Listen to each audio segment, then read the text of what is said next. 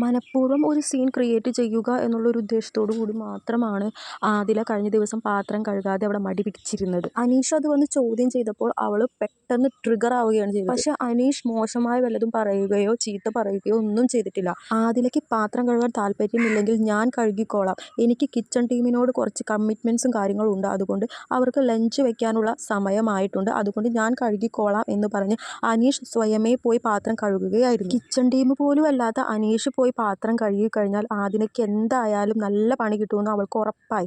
അതുകൊണ്ട് മാത്രമാണ് അവൾ പാത്രം കഴുകാൻ വേണ്ടി വില്ലിങ് ആയിട്ട് അങ്ങോട്ട് ചെന്നത്. അനീഷിന്റെ പുതപ്പും തലങ്ങണിയൊക്കെ വലിച്ചെറിഞ്ഞതിന് ശേഷമാണ് ആദില പാത്രം കഴുകാൻ വേണ്ടി അടുക്കളയിലോട്ട് ചെന്നത്. അനീഷിന്റെ കയ്യിൽ നിന്ന് പാത്രം തട്ടിപ്പറിച്ച് അവൾ കഴുകാൻ തുടങ്ങിയെങ്കിലും അത് കഴിഞ്ഞിട്ടുള്ള അവളുടെ പ്രവൃത്തി വളരെ മോശമായിരുന്നു. സോപ്പ് കലർത്തിയ വെള്ളം മനഃപൂർവ്വം അനീഷിന്റെ ദേഹത്തേക്കും മുഖത്തേക്കും ഒക്കെ ആദില ഒഴിച്ചു.